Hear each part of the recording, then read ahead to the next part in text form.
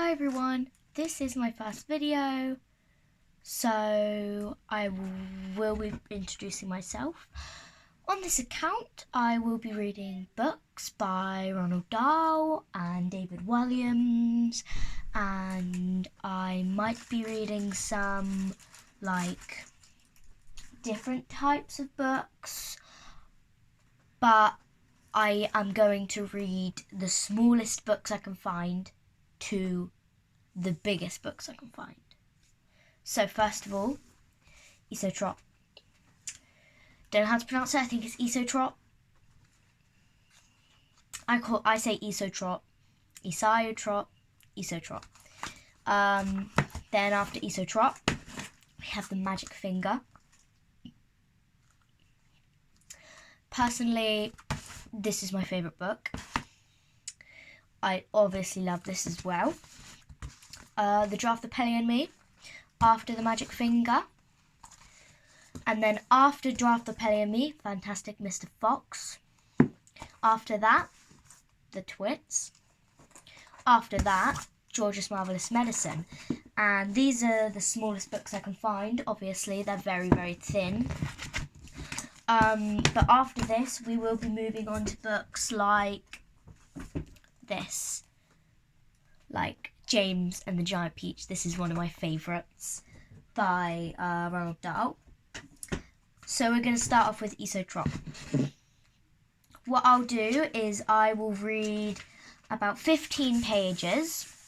So it's 1, 2, 3, 4, 5, 6, 7, 8, 9, 10, 11, 12, 13, 14, 15. So we'll get to here. Right.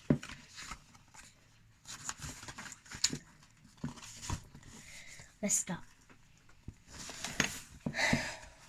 Mr. Hoppy lived in a small flat high up in a tall concentrate building. He lived alone. He had always been a lonely man, and now that he was retired from work, he was even more lonely than ever. There were two loves in Mr. Hoppy's life. One was the flowers that grew on his balcony. They grew in pots and tubs and baskets, and in the summer the little balcony became a riot of colour. Mr. Hoppy's second love was a secret he kept entirely to himself. The balcony immediately below Mr. Hoppy's jutted out a good bit further from the building than his own, so Mr. Hoppy always had a fine view of what was going on down there. This balcony belonged to an attractive middle-aged lady called Mrs. Silver. Mrs. Silver was a widow who also lived alone, and although she didn't know it, it was she who was the object of Mr. Hoppy's secret love. He had loved her from his balcony for many years, but he was a very shy man, and he had never been able to bring himself to give her the smallest bit of his love. Every morning Mr. Hoppy and Mrs. Silver exchanged a polite conversation, the one looking up and down from above. The one looking up but was as far as it ever went. The distance between their balconies might have not been more than a few yards, but to Mr. Hoppy it seemed like a million miles. He longed to invite Mrs. Silver up for a cup of tea and biscuit, but every time he was about to form the words on his lips, his courage failed him. As I said again, he was a very shy man. Oh, if only, he kept telling himself, if only he could do something tremendous like saving her life or rescuing her from a gang of armed thugs.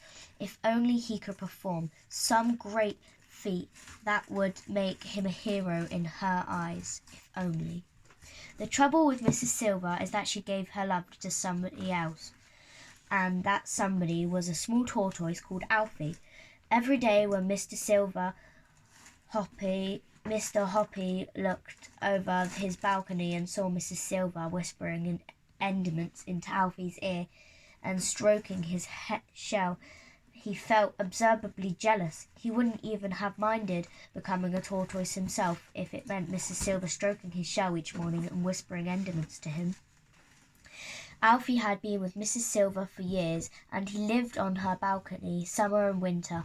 Planks had been placed around the sides of the balcony so that Alfie could walk out without toppling over the edge, and in one corner there was a little house into which Alfie would crawl into every night to keep warm.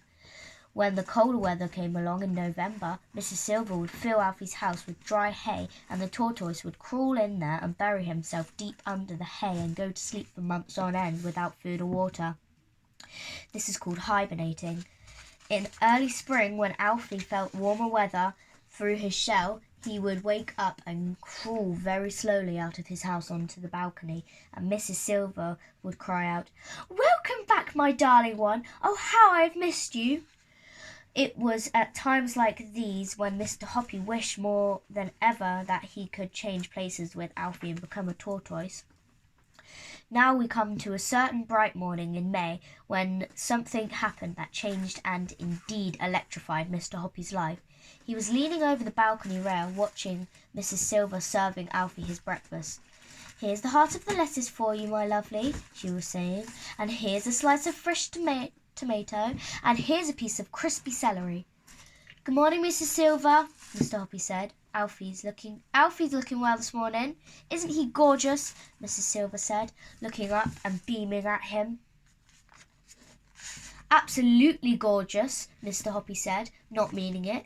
And now as he looked down at Mrs. Silver's smiling face gazing up to his own, he thought for the 1,000th time how pretty she was, how sweet and gentle and full of kindness, and his heart ached with love. "I do wish he would grow a little bit faster," Mrs. Silver was saying. "Every spring when he wakes up from his winter sleep, I weigh him on the kitchen scales, and do you know that in all the 11 years I have had him, he has not gained more than 3 ounces. That's almost nothing." "What does he weigh now?" Mr. Hoppy asked her. "Just 13 ounces," Mrs. Silver answered. About as much as a grapefruit." "Yes, well, tortoises are very slow growers," Mr. Hoppy said slowly, "but they can live for 100 years. "I know that," Mrs. Silver said, "but I do wish he could grow just a little bit bigger. He's such a tiny wee fellow." "He seems just fine as he is," Mr. Hoppy said. "No, he's not just fine," Mrs. Silver tried to think how miserable make him feel so bad. "Titchy, everyone wants to grow up. You really would love him to grow bigger, wouldn't you?" Mr. Hoppy said, and even as he said it in his mind suddenly went click. An amazing idea came rushing to his head. "Of course I would," Mrs. Silver cried. "I'd give anything to make it happen. Why, I've seen pictures of giant tortoises what are so huge people can ride on their backs. If Alfie were to see one of those, he'd turn green with envy." Mr. Hoppy's mind went spinning like a flywheel. Here, surely was his big chance. "Grab it," he told himself. "Grab it quick."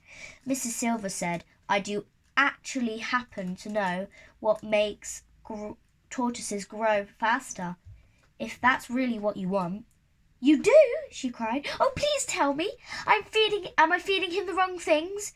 "I worked in North Africa once," Mr. Hoppy said. "That's where all of these tortoises come in England from a Bedouin trespan," he told the secret. "Tell me!" cried Mrs. Silver. "I beg you, tell me, Mr. Hoppy. I'll be your slave for life." When he heard the words, "your slave for life," a little shiver of excitement swept through Mr. Hoppy. "Wait there," he said. "I'll have to go in and write something down for you." In a couple of minutes, Mr. Hoppy was back on the balcony with a sheet of paper in his hand. "I'm going to lower it down on a bit of string," he said, "or it might blow away. Here it comes." Mrs. Silver caught the piece of paper and held it up in front of her. This is what she read. "Esio trot, teg rebig, teg regib. Emok no, Esio trot, warg pa, fa pa, toos pa, grind pa, wool pa, lose pa, erg pa, elzug pa, plug Tough no taff, Esio trot. Tup no taff. Tegno, tegno. El bog tooth, doof. What does it mean? She asked.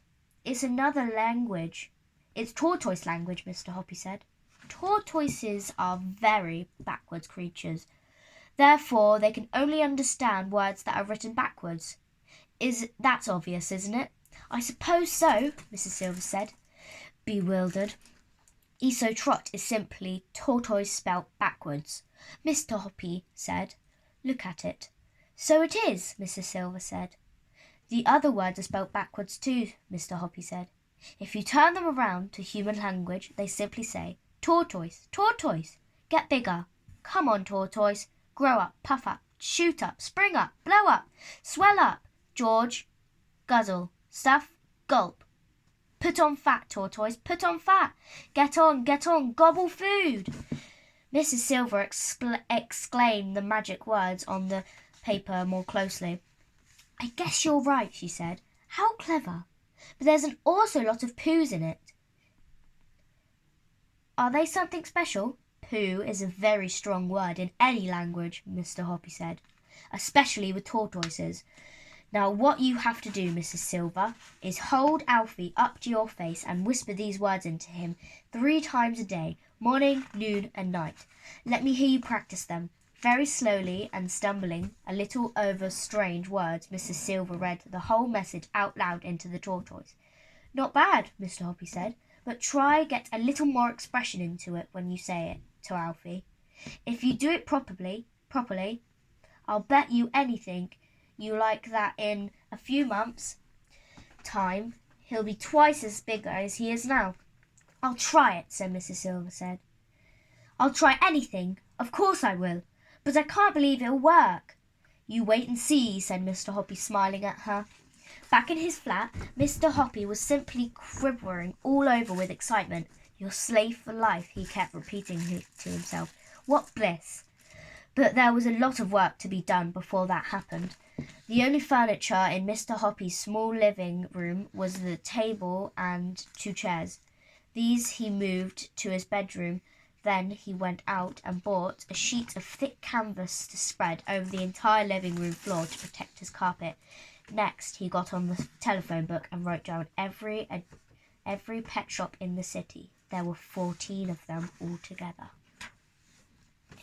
So that was a little over 15 pages, but that's all we're going to read of Esio Trot now. I will be back at 7 p.m. today, and I will read another quarter of the book, which probably by tomorrow morning will be finished.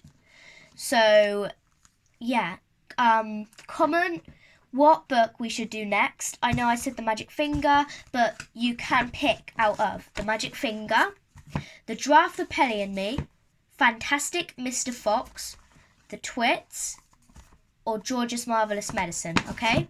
You can pick out of those 5 for the next book we need to read, okay? Because if you don't, then we're just going to read The Magic Finger, if that's okay. So, yeah, comment down what you want to read, maybe, or like this video if you liked it and dislike it if you didn't. Thanks for watching. Bye!